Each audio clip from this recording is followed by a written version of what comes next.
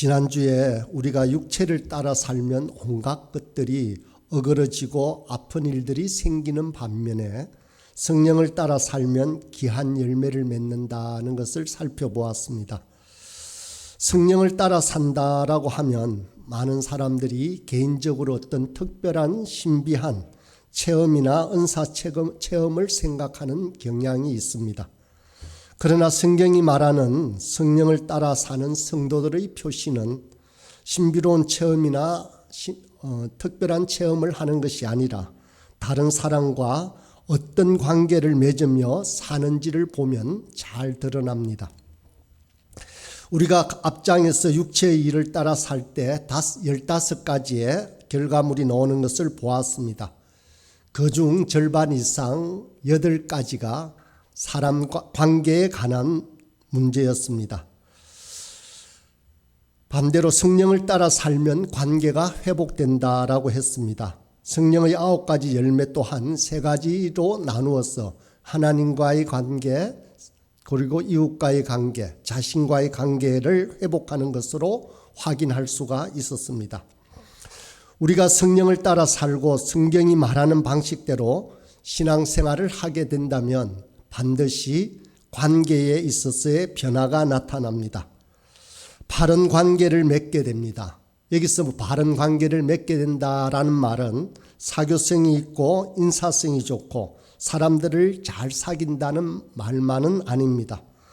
기질에 따라 사교성이 모자랄지라도 바른 관계를 맺을 수가 있는 것입니다.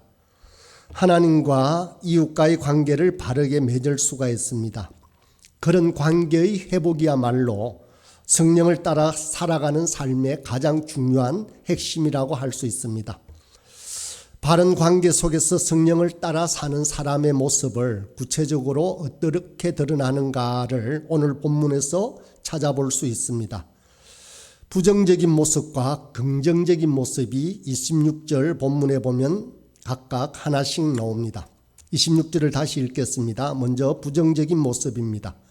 헛된 영광을 구하여 서로 노엽게 하거나 서로 투기하지 말지니라. 여기서 헛된 영광을 구한다라고 할 때 이 헛된 영광이 무엇인가 하면 그 앞에다 자기라는 단어를 붙이면 쉽게 이해가 됩니다. 자기의 헛된 영광을 구하여라고 말합니다. 성령을 따라 살아갈 때 자신을 위한 헛된 영광을 구하지 않는 것입니다. 이 헛된 영광이라고 하는 것은 자신의 능력보다 그리고 자신을 중요하게 과하게 평가하는 것입니다. 그래서 사람들은 실제 자기 수준보다 많이 인정받고 칭찬받고 싶어 합니다. 이것이 헛된 영광을 구하는 것입니다. 그렇게 되면 필연적으로 2가지가 나타납니다. 하나는 서로 노엽게 만듭니다. 노엽게 하거나라고 하는 이 말은 결투를 신청한다는 말입니다. 문자 그대로 하면 자신의 우월성을 믿고 상대방에게 결투를 신청해서 자신을 입증하려는 태도를 말합니다. 그래서 자신의 우월감을 자랑하다가 상대방을 노엽게 만든다는 것입니다. 그 다음으로 상대적으로 자신이 부족하다고 여기면 투기하고 질투하게 됩니다.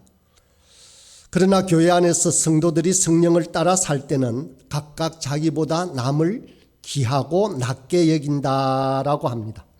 그러면서 섬기고 봉사하고 희생하는 것이 성령을 따라 사는 결과물입니다. 그렇다면 성령을 따라 사는 성도들이 교회 안에서 긍정적으로 힘쓰고 애써야 할 것은 2절에 나옵니다. 너희가 짐을 서로 지라 그리하여 그리스도의 법을 성취하라라고 합니다. 바른 관계를 맺게 되면 서로 짐을 져줍니다. 다른 사람이 지고 있는 무거운 짐을 볼 때 그냥 그 사람이 지도록 내버려 두지 않습니다. 함께 짐을 나누어 집니다. 내가 짐을 지다가 너무 힘들면 다른 사람들의 도움을 받는 것 또한 두려워하지 않고 함께 짐을 서로 지는 것이 바로 교회입니다. 교회에서 믿음이 좋다, 성령 충만한 사람이다 라고 할 때 그 증거가 무엇이겠습니까? 로마서 15장 1절을 읽어보겠습니다. 믿음이 강한 우리는 마땅히 믿음이 약한 자의 약점을 담당하고 자기를 기쁘게 하지 아니할 것이다 라고 합니다. 강한 믿음을 가진 자는 연약한 자의 약점을 감당하고 자기를 기쁘게 하지 않는다고 합니다. 세상은 남을 무시하고 자기를 드러내고 헛된 자랑을 붙들고 살아갑니다. 그러나 성령의 인도를 따라 사는 성도와 교회는 약한 자의 약점을 바로 내가 감당을 합니다. 짐을 져줍니다. 다른 사람의 약한 것으로 나를 기쁘게 하지 않는다고 합니다. 그리하면 그리스도의 법이 이루어진다라고 말씀하십니다. 그리스도의 법은 무엇입니까? 우리 예수님께서 모든 율법의 요구를 다 이루셨습니다. 율법의 요구를 다 이루신 예수님께서 우리에게 한 가지 법을 주셨습니다. 요한복음 13장 34절 35절에 나오는 말씀입니다. 새 계명을 너희에게 주노니 서로 사랑하라. 내가 너희를 사랑한 것 같이 너희도 서로 사랑하라. 너희가 서로 사랑하면 이로써 모든 사람이 너희가 내 제자인 줄 알리라 라고 했습니다. 사랑하라고 말씀하셨습니다. 사랑한다는 것은 종노릇 하는 것입니다. 사랑은 종이 되지 않으면 할 수 없는 것입니다. 주님께서 하늘의 모든 영광을 버리고 우리와 똑같은 몸으로 이 땅에 내려오신 것처럼, 그리고 우리 또한 우리의 죄짐을 지시고 그렇게 십자가에 돌아가셨습니다. 사랑이 만들어내는 종노릇입니다. 사랑은 누군가의 종이 되지 않으면 절대로 할 수 없습니다. 그렇다면 어떻게 하는 것이 종노릇일까요? 오늘 본문을 보면 짐을 지는 것입니다. 짐은 종이 지는 것입니다. 너희가 짐을 서로 지라라고 할 때 그 짐을 지라는 것은 한마디로 사랑 때문에 종노릇 하라는 것입니다. 교회 안에서 연약한 자들을 볼 때 그 짐을 함께 나누어 지는 것입니다. 교회는 완성된 사람들이 모인 곳이 아닙니다. 교회에는 허물과 약함과 한계를 가지고 있는 사람들이 모여 있습니다. 교회는 사람들이 예수를 잘 믿으면 도를 깨달아서 신선처럼 살 수 있다라고 가르치지 않습니다. 아무리 탁월한 성도라고 할지라도 여전히 연약한 인생이고 한계와 모순을 가지고 있습니다. 예수를 잘 믿어도 다른 지체들의 도움 없이는 스스로 쓸 수 없는 것이 우리 인생입니다. 예수를 잘 믿어서 다른 사람들 없이도 잘 사는 것이 결코 아닙니다. 여러분, 모든 진실한 성도는 다른 사람의 짐을 져줄 뿐만 아니라 자기 홀로 존재할 수 없고 다른 지체들과 함께 살아갈 수밖에 없다는 것을 깨닫는 사람들입니다. 이것이 성령을 따라 사는 성도의 중요한 특징입니다. 다른 사람에게 짐을 지우는 것, 자기의 짐을 남에게 지게 하는 것이 타인을 괴롭게 하는 것이라고 마음 아파하는 사람들이 있습니다. 아주 귀한 마음입니다. 그러나 우리가 인생을 살다 보면 스스로 질 수 없는 짐이 있습니다.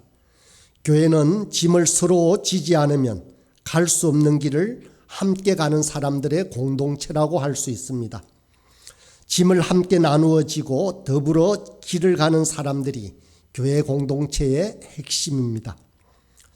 어떤 이들은 이렇게 말합니다. 나는 하나님께 다 맡기고 그분을 의지하기 때문에 다른 사람들의 도움이 결코 필요 없습니다 라고 말입니다. 정말 신령하고 신앙적인 것 같지만 절대 아닙니다. 이 말을 오해하면 안 됩니다. 물론 하나님을 찾아야 할 때 사람을 찾고 의지해서는 안 됩니다마는 우리가 하나님을 찾고 구할 때 하나님은 사람을 통해서 우리의 필요를 공급하시기도 합니다. 그러므로 우리는 우리의 약함을 인정하고 다른 지체를 통해 도움받기를 두려워하거나 주저해서는 안 됩니다. 자신의 한계와 약함을 빨리 인정하고 짐을 나누어지고 더불어 살며 함께 자라는 공동체가 바로 교회인 것입니다. 자기가 경험한 특별한 종교적인 체험을 붙들고 다른 사람을 아무렇게나 대하는 것은 성경이 말하는 신령한 사람이 아닙니다. 성경이 말하는 신령한 성도란 짐을 나누어지고 서로의 도움을 필요로 하는, 자신을 잘 알고 인정하는 사람입니다. 오늘 본문 속에 우리가 짐을 나눠지는 구체적인 두 가지 사례를 살펴볼 수 있습니다. 첫 번째는 교회 안에서 어떤 짐을 나누어지는지를 말합니다. 1절의 말씀을 보겠습니다. 형제들아, 사람이 만일 무슨 범죄한 일이 드러나거든 신령한 너희는 온유한 심령으로 그러한 자를 바로잡고 너희 자신을 살펴보아 너희도 시험을 받을까 두려워하라. 우리를 신령한 너희는이라고 부르고 있습니다. 신령하다는 것은 어떤 단계를 넘어선 성도를 가리키는 것이 아닙니다. 앞에서 계속 나온 성령의 인도를 따라 살아가는 성도들을 말합니다. 신령한 너희는 어떻게 하라고 말합니까? 공동체 안에 죄를 지은 사람이 드러날 경우 두 가지 잘못된 반응을 하지 말라라고 가르치고 있습니다. 먼저는 사람이 어떻게 그런 죄를 지을 수 있나 하고 비난하고 정죄하고 판단하고 내치지 말라라고 권면하고 있습니다. 믿었던 사람들에게서 죄를 발견하면 실망하고 분노하고 비판하고 정죄합니다. 그러나 본문에서는 그러지 말라라고 합니다. 또 하나의 극단이 있습니다. 죄가 드러나면 자꾸 덮어주고 지나가려는 극단입니다.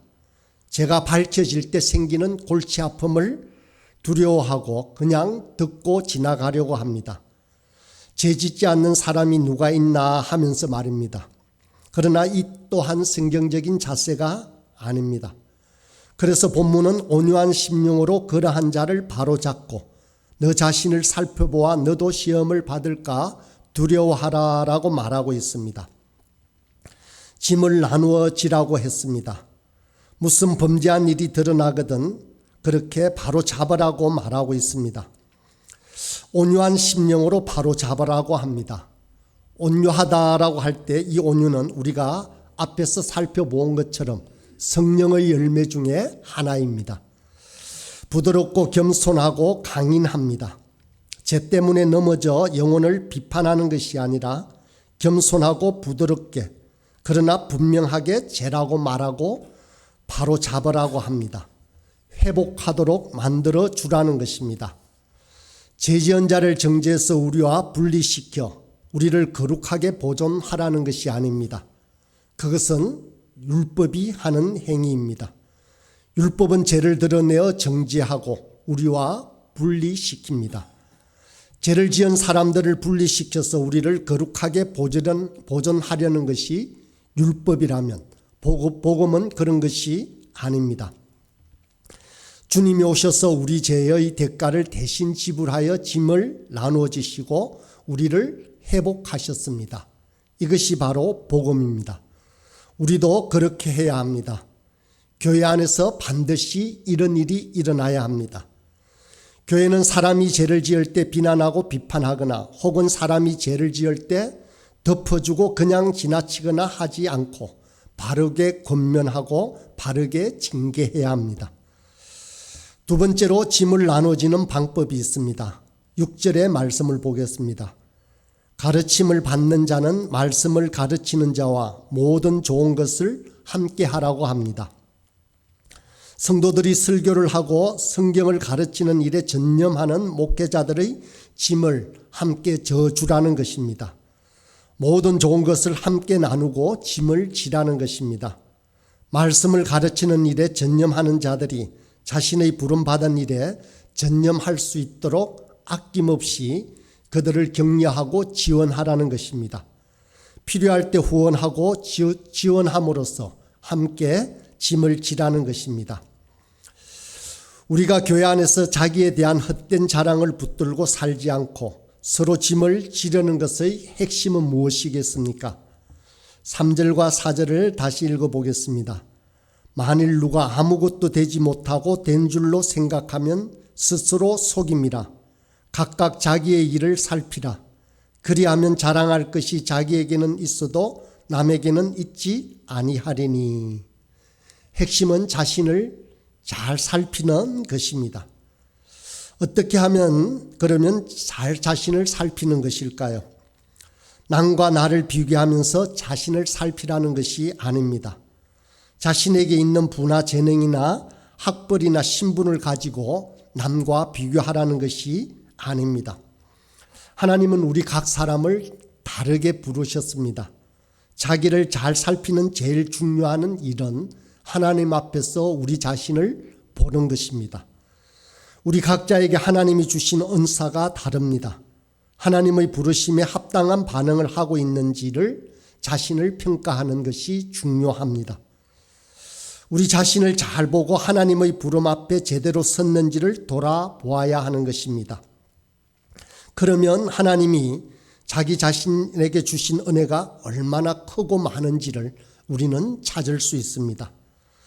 그러나 이것을 다른 사람들에게 주장하거나 내세울 것은 결코 아닙니다. 모든 것이 하나님의 은혜이고 선물일 뿐입니다. 다른 사람이 나를 어떻게 대하는 것으로 하나님의 복을 결정해서는 안 됩니다. 5절에 나오는 것처럼 각각 자신의 짐을 질 것이다 라고 말하고 있습니다. 자기를 잘 돌아보고 자기에게 맡겨진 짐을 잘 지라는 것입니다. 그런데 2절에서는 아까 짐을 서로 지라 해놓고 5절에서는 각각 자기의 짐을 질 것이다 라고 하고 있습니다. 대조되는 말과 같습니다. 그러나 우리말 성경에서 짐이라고 똑같이 나오는 이 단어가 2절과 5절의 단어는 의미가 다릅니다. 2절의 짐은 힘겹게 져야 할 무거운 것들입니다. 그러나 5절에 나오는 짐은 한 사람이 가볍게 들 수 있는 짐을 말합니다. 이것은 하나님이 성도 각자에게 맡기신 직무를 가리킵니다. 이처럼 자기 몫의 가벼운 허물과 짐은 스스로 잘 감당하고 짊어지고 다른 지체들이 홀로 질 수 없는 무거운 짐을 지고 있으면 함께 나누어서 서로 짐을 져주라고 권면하고 있는 말씀입니다. 이상 오늘 나눈 말씀을 다 잊어버려도 되는데 한 가지만은 절대로 잊어서는 안 됩니다. 이번 장에서 여러 번 반복하여 등장하는 단어가 있습니다. 그것은 바로 서로입니다. 이것은 교회의 생명과 같은 단어입니다. 성도에게 결정적으로 중요한 단어입니다. 교회는 서로 싸움하거나 질투하지 않고 서로 짐을 져주고 서로를 책임있게 대하는 공동체입니다. 교회는 절대로 홀로 안전하지 않습니다. 더불어가 아니면 살아갈 수 없는 사람들의 공동체가 바로 교회입니다. 서로입니다.